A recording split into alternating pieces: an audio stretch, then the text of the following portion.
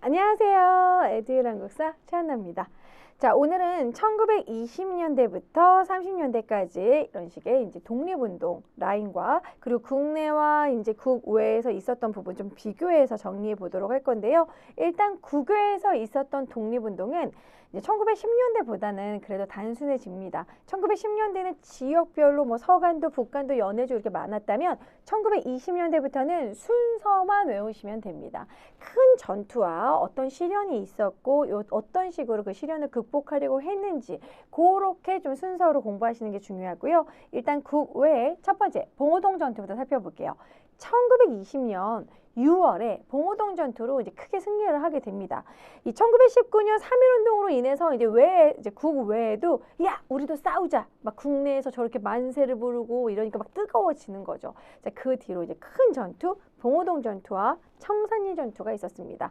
자, 봉오동 전투는 1920년 6월에 홍범도 장군, 뭐 그 외에도 플러스 알파, 뭐 예를 들어 안모의 국민회군이라던가 최진동의 군무도독부군이라던가 홍범도의 주변의 독립군들 싹 모아서 대표적으로 홍범도의 대한독립군을 중심으로 봉오동 전투가 있습니다. 자, 봉오동 전투는 6월이에요. 그리고 나서 이제 10월 달에 훈춘 사건이 있었는데 이게 무엇이냐면 그냥 배경으로 알아두시기만 하면 됩니다.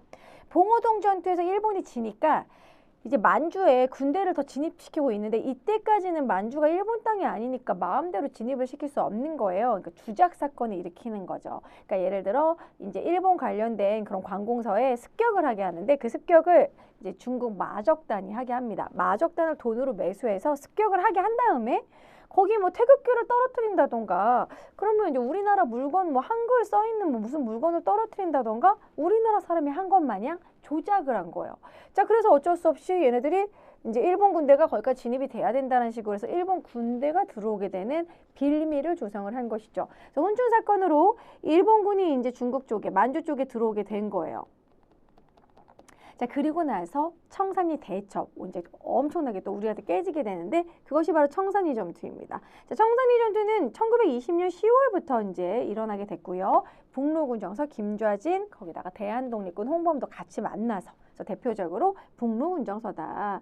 자, 백운평 완루구 천수평 어란촌 전투 되게 많이 나오죠.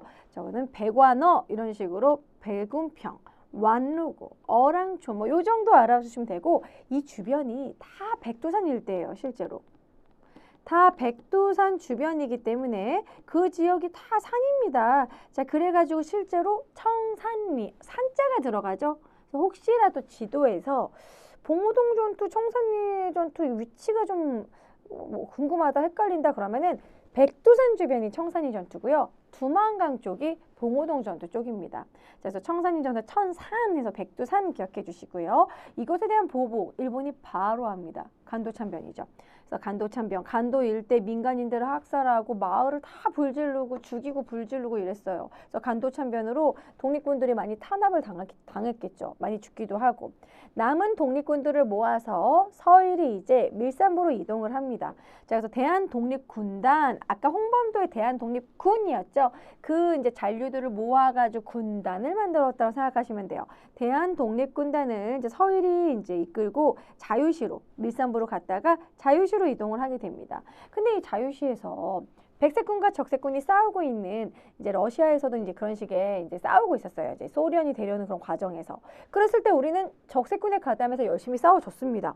그랬더니 나중에 이제 적색군이 이기고 나서는 무장해제를 강제로 시키는 거야. 우리가 무장해제 하면은 얘네가 총을 쏠 수도 있으니까 싫다. 그러한 과정에서 좀 희생이 있었던 자유시 참변이 있었다. 그래서 자유시 참변이 있었고 사실 이거는 이제 적색군이 이제 우리에게 무장해제를 요청한 것도 있었지만 내부 분열도 좀 살짝 있었어요. 어쨌든 자유시 참변, 그 다음에 삼부 결성.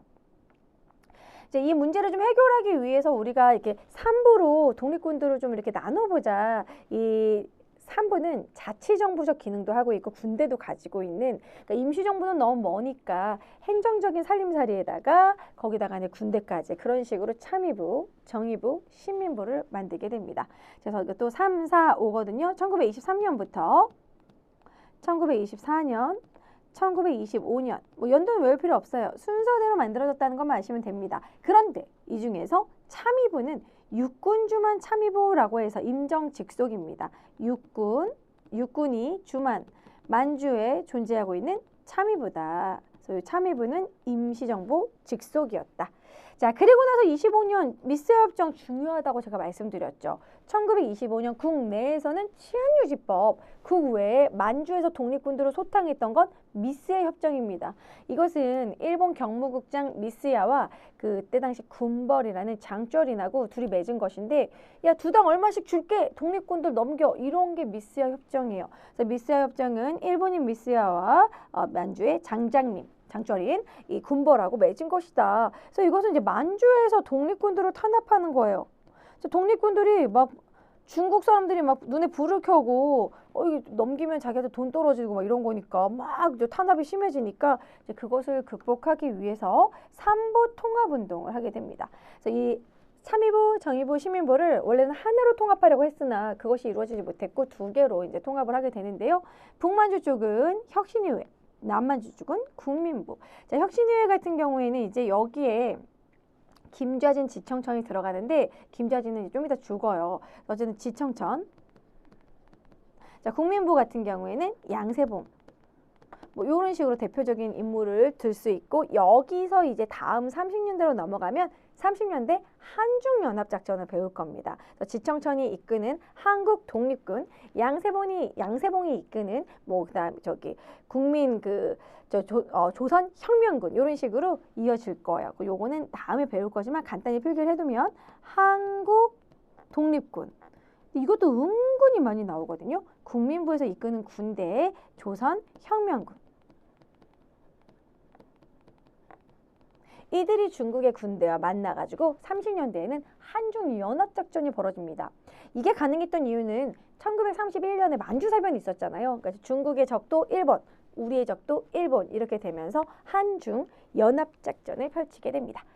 자, 그럼 이제 오늘은 이제 20년대 정도까지만 좀 보실 거기 때문에 다시 국내에서의 민족주의 운동을 다시 한번 살펴볼게요. 이 민족주의 계열이 분열이 됩니다. 이광수와 최린 같은 이제 좀 자치론을 주장을 하면서 타협적인 민족주의가 나타나는 거예요. 이게 뭐냐면 이런 이론이야. 언제 독립이 될지 모르니까 왜 이렇게 일본하고 적이 되려고 하느냐. 이게 좀 싸우려고 하고 폭력적인 이런 식의 독립운동은 국내에선 할 수가 없다. 어차피 탄압만 당하잖아. 어느 정도는 타협을 하고 우리도 뭔가 정치에 참여할 수 있는 자치권을 좀 얻자. 좋은 게 좋은 거 아니겠어? 오케이. 막 이런 느낌이 바로 타협적 민족주의입니다. 그래서 민족주의가 타협적인 민족주의로 또 나눠지는 일부 사람들이 있고, 이쪽은 자치론을 주장을 하면서 약간 친일화되는 거죠. 친일파가 되는 거예요. 뭐 이광수라든지 최린 같은 이런 인물들, 이들은 다 어떻게 했습니까? 나중에 반민특위에 이제 실제로 저기 소환되기도 했죠. 자, 그 다음에 비타협적 민족주의는 아니다. 타협하면 끝도 없다. 끝까지 일본과 타협하지 않겠다. 이상제와 같은 비타협적 민족주의. 자, 그리고 그런 분위기에서 이제 이들이 나중에 사회주의와 손을 잡고 신간회를 조성을 하게 되는 거죠. 자, 그리고 이제 농민 노동운동이 이제 1920년대에는 활발하게 일어나게 됩니다. 이것이 약간 좀 사회주의 영향을 받은 것도 있어요. 1917년에 러시아 혁명이 일어난 뒤 소련이 이제 소비에트 연방이 이루어지고 막 레닌이 각 지역에 막 이런 독립운동을 지원하겠다 막 그러면서 그 영향을 받아서 이 사회주의는 농민과 노동들의 이런 조합을 만들고 농민운동, 농민운동, 노동운동 이런 식으로 프롤레타리아 혁명 이걸 아주 강조하는 그러한 이념이잖아요. 그러다 보니까 그 영향으로 우리나라 국내에서도 노동운동, 농민운동이 일어나게 되고 실제로 그런 조합이 이제 형성이 되게 됩니다. 자, 이제 사회주의 세력이 이제 주도를 하게 돼요. 농민운동, 노동운동을. 자, 근데 이것을 일본이 치안유지법으로 탄압을 했죠. 사유재산제를 부정하는 자, 국채의 변역을 꾀하는 자 탄압하겠다. 치안유지법. 자, 그래서 각종 쟁의가 일어나는데 노동쟁의와 농민쟁의, 노동쟁의 한 개씩만 기억하시면 됩니다. 자, 농민운동 쪽은 암태도 소작쟁의, 소작이 들어가니까 당연히 농민운동이죠. 자, 그리고 노동운동 쪽은 파업이죠. 노동자 파업, 그쵸? 원산 총파업입니다. 그래서 요게 대표적인 사건이니까 반드시 알아두셔야 돼요. 암태도는 지금 그 신안염전 그쪽 신안암태도에서 식민지주 그 문제철이 진짜 너무 심하게 소작료를 거둔 거예요. 거의 절반 이상을 거뒀대. 그 60% 정도를. 그럼 뭘 먹고 살아? 1년 내내 농사 지어서 100가마가 나오면 나는 40가마 가지고 주인한테 60가마 주는 거야. 너무 먹고 살기 힘들어서 이제 결국 암태도에서 소작쟁이가 일어났고 결과적으로는 이제 한 3분의 1 가량으로 줄이는 데 성공을 합니다. 그것이 바로 암태도 소작쟁이. 자, 그 다음에 조선 농민총동맹과 노동총동맹이 만들어지는데요. 1927년, 1927년입니다. 자, 이것이 원래 이제 농민과 노동이 노농 총동맹이 이렇게 있다가 이제 두 개로 갈라지게 된 거예요. 자, 그다음에 원산총파업. 원산총파업은 라이징선이라는 이제 석유 관련 그런 회사였는데 거기서 일본인 간부가 조선인 노동자를 뺨을 때리고 막 폭행을 해가지고 다 일어난 게 원산총파업입니다. 자, 그래서 일단 알아두시고 그 다음에 신간의 설명 먼저 하도록 할게요. 자, 아까 민족주의 중에서 우리는 절대 타협할 수 없다. 그건 비타협적 민족주의, 이상제와 같은 그런 비타협적 민족주의와 사회주의 세력들이 이제 만나게 되는데 사실 이들이 처음으로 접촉을 하게 된 건 60만세 운동이에요. 바로 순종의 장례일 때 1926년 60만세 운동 때 이들이 이제 접하게 되면서 얘네들 손잡을만 한데 대화가 좀 통하는데 이렇게 생각하기도 했고 이 60만세 운동이 일본에 발각이 되면서 학생들 위주로 좀 하게 되면서 크게 이게 성공을 못했어요. 안 되겠다. 좌우가 합작을 해야겠다는 필요성을 느꼈고 결국 이상제가 먼저 조선민흥회를 만듭니다. 그러니까 이제 비타협적 민족주의와 일부 사회주의 몇 명하고만 일단 손을 잡았어. 그랬는데 적극적으로 이번에는 사회주의 단체였던 큰 단체 정우회에서 선언을 한 거야. 이 민족주의 계열도 그것이 약간 좀 타락하지 않는 선에서는 그러니까 한마디로 비타협적인 민족주의랑은 적극적으로 손을 잡을 의향이 있다 이렇게 말을 하는 거야. 그게 바로 정우회 선언이에요. 그래서 정우회 선언을 통해서 1927년에 신간회가 만들어지게 됩니다. 아주 중요해요. 신간회. 신간회와 신민회를 헷갈리시면 안 돼요. 둘 다 만들어진 연도는 7로 끝나지만 신민회는 1907년 일제강점기 전에 근데 신간회는 1920년대라는 거죠. 일제강점기 1927년에. 그래서 민족유일당 운동의 그런 추진 결과 좌우합작단체로 만들게 되었고 이상제가 이제 회장이다. 그때 이상제가 조선일보 사장이었거든요. 그래서 조선일보 사장으로 이 조선일보가 신간회의 또 기관지 역할을 합니다. 자, 우리는 정치적, 경제적 각성을 촉구한다. 우리는 민족의 단결을 추구한다. 우리는 기회주의자를 절대 배격한다. 요거 기회주의자를 배격한다는 게 바로 뭐예요? 친일파를 배격한다는 거예요. 한마디로 이들은 박쥐 같은 타협적 민족주의다. 타협적인 민족주의자들을 배격한다는 거죠. 자, 그리고 전국의 지회를 만들고 그리고 자매단체로 근우회도 만들었습니다. 근우회도 은근히 잘 나와요. 신간의 자매단체 근우회. 그러니까 한마디로 여성들 단체도 좌우합작이 된 것이죠. 자, 그리고 이제 광주학생 항일운동을 지원합니다. 요것도 중요해요. 진상조사단을 파견했다. 광주학생 항일운동이 뭐예요?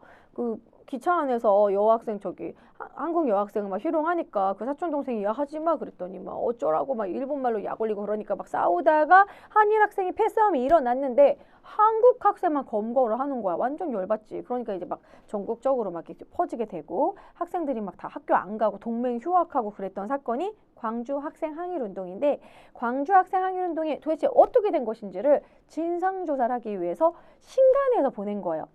얘네들 억울할 만하네. 그러면서 이게 이제 알려지게 되고 그래서 전국적으로 확산이 될 수 있었고 3.1운동 이후 민족 최대 운동이었다. 1919년 1919, 10년 뒤 1929. 그래서 1929년에 광주 학생 항일운동이 일어납니다. 그래서 진상조사단을 파견했다. 민중대회를 계획했다. 그렇지만 신간에는 결국 해소라는 건 긍정적으로 해산한다는 이런 의미인데 이제 코민테른의 지휘로 코민테른이라는 거는 소련에 있는 그런 사회주의 기관이에요. 코민테른에서 지시를 했어요. 야, 너네 신간에 전반적으로 보니까 다 우파야. 점점 너네 밀리고 있어. 안 되겠다. 우경화됐다라고 하거든요. 우파가 장악하고 있고 너네 그냥 따로 나와서 노동운동, 농민운동을 더 적극적으로 해라 뭐 이런 식으로 해서 나오라고 해요. 해소하라고. 그래서 결국 코민테른의 지시로 1931년에 해소되게 됩니다. 자, 그러면 여기서 신간회에서 제일 많이 나오는 그 문제 유형이 뭐냐면요. 다음 중 신간회가 지원하지 않은 것은? 자, 위에 있어요. 원산총파업은 지원했어요. 1929년이니까. 하지만 암태도 소작쟁이는 지원할 수 없다. 왜냐? 신간회는 1927년에 만들어졌는데 암태도 소작쟁이는 1923년으로 이 타임머신 타고 가지 않은 이상 지원해 줄 수 없습니다. 지원 못했다. 여기서 알아두시면 되겠고요. 자, 그 다음에 이번에는 실력 양성운동 한번 쭉 보실게요. 자, 실력 양성운동은 이건 다 1920년대예요. 물산장려운동도 1920년대 초, 밀립대학 설립운동도 1920년대 초, 문맹퇴치운동만 1920년대 말, 30년대 초로 넘어가는데요. 물산장려운동은 평양과 관련해서 많이 나옵니다. 이제 이 1920년이 되면 회사령도 없어지고 1923년에 관세가 폐지되면서 엄청나게 일본 기업이 진출하게 되는 거예요. 그런데 이제 우리가 가장 타격을 많이 받았던 게 면직물 분야예요. 그러니까 우리나라도 광목회사가 있었는데 일본 기업이 진출하면서 메리아스가 들어오게 됩니다. 그 메리아스란 건 무엇이냐면 여러분들 메리아스 입어보시지 않았나요? 그러니까 이제 메리아스면이라고 해서 보들보들한 옷이고 이제 네이예요, 네이. 그 메리아스 다른 말로 어떻게 설명하지? 난닝구도 아니고 나시. 그러니까 나시도 일본말의 영향이죠. 민소매. 남자분도 민소매 입고 와이셔츠 입고 여러분 어렸을 때 입어봤잖아요. 근데 그러한 메리아스가 막 들어오면서 일본 게 너무 잘 팔리는 거야. 재질도 좋고 우리 거 사용하자. 다소 재질이 좀 껄끄럽다 하더라도 우리 거를 사용해야 우리 기업이 결국 성장한다. 조선 사람 조선 것. 우리 것 사용하자 이런 식의 물산장려운동이 일어납니다. 자, 평양에서 조만식이 주도를 했어요. 평양에서 물산장려회도 만들고 막 이런 여성들 뭐 토산 애용 부인회 뭐 이런 자작회 이런 거 막 만들어지면서 막 열심히 활동을 했지만 하지만 이런 사회주의 세력들은 좀 다소 비판을 했어요. 왜냐면 이 일부 그런 악덕 기업 악덕 그 상인들이 국산품만 막 사니까 국산품이 요거 하나 남았어 하면서 비싸게 팔기도 하는 거예요. 뒤에 막 쌓아놓고 가격을 막 올려치기도 하고 실제로 너무 물가가 폭등하는 문제가 나타났습니다. 그래서 사회주의 세력들이 야 이거 니네 물건 팔려고 하는 거 아니야? 각종 미사 억으로 눈물을 흘리면서 막 이러면서 부르주아 운동이다.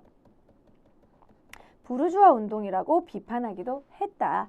자, 그 다음에 밀립대학 설립 운동입니다. 2차 조선교육령에 의해서 이제는 대학을 설립할 수 있는 규정이 생겼어요. 학제, 동일. 자, 그럼 대학 설립할 수 있는 규정이 생기니까 우리가 잘 살려면 고등교육을 해야 된다. 우리들도 좀 어려운 고등교육이 필요하고 일본이 사실 뭐 우미나 교육으로 막 고등교육을 잘 안 시켰거든요. 대학을 만들자. 우리 대학을 만들자. 밀립대학 기성회를 만듭니다. 그래서 이상제를 통해서 이제 조선교육회에서 주도해가지고 밀립대학 기성회를 만드는데 하지만 이때 우리나라 사람들 먹고 살기 힘들고 그런데 대학이 무엇이 중요해. 지금 먹고 살기도 힘들고만 그렇게 모금이 적극적으로 되지 않았습니다. 그리고 그때 막 수해에다가 가뭄에다가 막 그런 것도 있어서 결국에는 성공하지 못하고 또 일본이 방해를 했다. 그래서 결국 일본이 야, 니네 그럼 대학 만들어 주면 되는 거 아니야? 그래서 1924년에 경성제국대학을 만들었다. 그래서 밀립대학 설립운동은 성공하지 못했다고 할 수 있겠죠. 자, 그 다음에 문맹퇴치운동으로 넘어가 보겠습니다. 문맹퇴치운동 아는 것이 힘이다. 아는 것이 힘, 뭐 이런 식의 포스터 나오면은 문자보급운동 조선일보고요. 자, 그리고 뭐 분화로도 운동도 있습니다. 분화로도 운동은 민중 속으로 다 같이 분화로도 이러면서 이제 그 동아일보. 그러니까 이것은 또 조선일보의 문자보급운동하고는 약간 좀 다른 게요. 이제 농촌으로 가야 돼요. 그래서 농촌에 가가지고 농촌 생활을 좀 개선을 하면서 뭐 위생 상황도 좀 개선할 수 있게 해주고 그리고 그쪽에서 야학을 열어가지고 이제 교육도 하고 농촌 속에 가서 농촌 계몽 운동이다. 이것이 바로 분화로드 운동이다. 문맹퇴치 여기서는 문자보급 분화로드 요거 두 개 기억해 두시고 신문하고 연결해 주시면 돼요. 문자보급은 조선일보, 분화로드는 동아일보 그렇게 되겠습니다. 자, 그럼 마무리로 각종 사회운동까지 정리해보고 끝내도록 할 건데요. 각종 사회운동은 학생운동, 대중운동, 뭐 의열투쟁, 뭐 민족문화수호운동, 문화파트까지 같이 할 건데요. 일단 학생운동은 1920년대 학생운동은 아까 다 언급이 됐어요. 60만세 운동가 그리고 광주학생 항일운동입니다. 자, 60만세 운동은 누가 죽었을 때? 순종의 인산일에. 고종의 인산일에서는 3.1운동, 60만세 운동은 이제 순종의 인산일. 이왕이라고 나와요. 이왕. 그래서 이왕이 죽었을 때 이왕의 국장일 이런 식으로 나오면은 순종입니다. 자, 그리고 민족주의, 사회주의 계열이 이때 처음 만나게 되었다. 자, 그 다음에 광주학생 항일운동. 광주학생 항일운동은 1929년 11월 3일인데요. 그때가 이제 학생의 날이 됐죠. 한일 학생이 충돌을 했고 이것 때문에 이제 그런 차별, 이런 한국 학생의 그런 차별 때문에 신간회가 진상조사단을 파견했다라는 거 중요합니다. 이것이 3.1운동 이후 민족 최대의 운동이었다. 그 다음에 대중운동으로 넘어가면 소년운동 잘 나와요. 바로 소파 방정환. 자, 천도교 쪽에서 소파 방정환이 이제 천도교 소년회도 만들고 어린이날을 제정하죠. 그래서 어린이날 제정하고 잡지, 어린이라는 잡지도 만들었다. 특히 이 천도교는 잡지 천국이에요. 이런 어린이, 개벽, 뭐 나중에는 뭐 그 신여성, 뭐 아니면 별건곤 이런 식의 잡지를 많이 만들었던 데가 또 천도교입니다. 자, 여성운동은 근우에 있었죠. 신간회 자매단체 근우회 여성단결 근우라는 잡지도 만들었다. 좌우합작 여성단체다. 형평운동 시험에 잘 나옵니다. 형평운동은 저울처럼 양팔 저울처럼 평등하게 직업차별하지 말아라. 백정에 대한 차별을 철폐해줘라 라고 주장했던 게 형평운동입니다. 조선형평사라는 그런 기관을 진주에서 만들고요. 진주에서 이학찬이 주도를 했고 백정에 대한 차별을 멈춰라. 이런 식으로 그 등본에 직업을 기재하는 걸 없애라. 이 직업 때문에 차별받는다. 그래서 백정차별 금지. 이게 조선형평사 1923년. 자, 의열단으로 넘어갈게요. 의열투쟁. 자, 의열단은 1919년에 만들어져서 신채호의 조선혁명선언을 행동 강령으로 삼았다라는 거죠. 김원봉이 신채호 선생한테 부탁해서 우리는 폭력투쟁을 할 수밖에 없다. 조선혁명선언에 나올 수 있는 대표적인 사료의 포인트는 강도 그리고 오로지 혁명을 통해서 폭력 뭐 이런 식으로. 이게 뭐냐면 강도 일본이 우리나라 뭐 허락받고 국권을 빼앗았냐. 갑자기 뺏어간 것이니까 우리도 두드러 패야 된다. 집안에 강도가 들어오면 어떻게 해요? 대화로 나눠요? 아니지. 때려야지. 쫓아내야지. 오로지 우리는 폭력, 투쟁 뭐 이렇게밖에 할 수 없다. 이런 식으로 강도가 중요해요. 강도 일본. 자, 그래서 각각 이제 의열단 활동을 하는데요. 부산에 부산경찰서에 폭탄을 던진 건 박재혁, 박부, 비읍. 자, 김익상은 조선총독부에 던졌으니까 가장 메인 건물이야. 그러니까 상을 줘야 돼. 상조, 조선총독부. 자, 그 다음에 김상옥은 종로인데요. 이건 여러분만의 좀 암기 꿀팁을 좀 알아둬서 이렇게 좀 인물과 건물을 좀 연결해 주시면 좋아요. 종로경찰서에 갇혀지면 주로 서대문형무소로 끌려가거든요. 종로경찰서가 독립운동가들 색출하는 또 대표적인 또 경찰서였어요. 종로경찰서 옥, 서대문으로 간다. 옥, 종로에 잡히면 옥으로 간다. 자, 김제 잡은 도쿄궁성 그 이준교라고 하는 니주바시 그 이준교에다가 폭탄을 던졌는데 안타깝게도 또 일왕이 죽지 않았네. 섭섭하다. 김지섭. 그 다음에 나석주는 동양척식 주식회사 식산은행 이런 식으로 부동산과 관련된 동양척식 주식회사는 부동산 회사고 그 부동산을 사는데 돈을 빌려줬던 그 은행이 식산은행이에요. 그래서 이런 식으로 나석주, 나동 이렇게 오셔도 되겠고. 자, 그 다음에 이제 조선혁명 간부학교를 나중에 만드는데 이게 뭐냐면 의열단이 이런 식으로 의거 활동을 막 20년대 하다가 이제 한계가 느껴지는 거예요. 우리들이 이제 군대를 만들어야겠다. 군대를 만들려면 간부가 있어야겠죠. 그래서 이 조선혁명 간부학교 만들기 전에는 이제 황포군관학교라고 해서 요 중간에 그 황포도 맞고 황푸도 맞아요. 황포군관학교에 입학하기도 했다. 그래서 간부를 형성하다가 나중에는 아예 이제 국민당 장제스의 허락을 받아서 이제 조선혁명 간부학교도 설립해요. 그래서 독립군을 양성을 했고 이 결과 이게 중요하죠. 1938년 조선의용대 만들죠. 자, 김원봉의 조선의용대. 요거 아주 한능검에서 아주 잘 나옵니다. 중국 관내 최초의 무장부대죠. 중국 관내 최초, 남의 나라에서 최초로 군대를 이렇게 만들어서 조선의용대 1938, 1940, 1940년이 한국광복군 임정의 군대, 그쵸? 조선의용대는 김원봉. 자, 그다음 민족문화수호운동 보겠습니다. 자, 국어 연구와 관련해서는 조선어 연구회가 이제 1921년에 만들어졌는데 조선어 연구회가 유일하게 한 거지. 각야날. 이거 말고 뭐 한글 잡지도 만들고 그랬지만 이 조선어 학회랑 겹치니까 조선어 연구회는 각야날 이것이 이제 한글날의 전신이 됐고 잡지 한글을 만들기도 했다. 자, 그리고 이때 카프 문학이 발달하는데 카프 문학은 1925년으로 이제 사회주의의 영향을 받은 그런 식의 이제 신경향파 문학이라고 할 수 있습니다. 이런 계급의 투쟁을 강조하고 약간 서양의 이런 유물론적인 관점으로 약간 까칠하게 비판적으로 쓴 문학이에요. 카프 문학. 자, 그다음에 이제 역사는 신채호와 박은식 살펴보시면 신채호 선생님은 조선사 연구초에서 난가사상을 강조했고 이 조선사 연구초에서 특히 무슨 그 고려의 어떤 사건을 되게 1000년의 제일 대사건이라고 했죠? 바로 땡땡의 서경천도운동. 그렇죠. 묘청의 서경천도운동입니다. 아, 이거 되게 중요해요.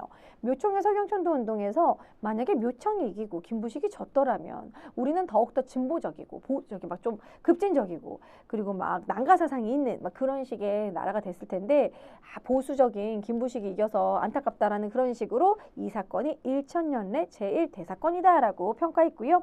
조선상고사에서는 역사는 아와 비아의 투쟁이다. 뭐 그런 식으로 역사를 표현을 했고 박은식은 나라가 망하더라도 이 나라 자체는 틀이다. 하지만 역사는 신이다. 정신이다.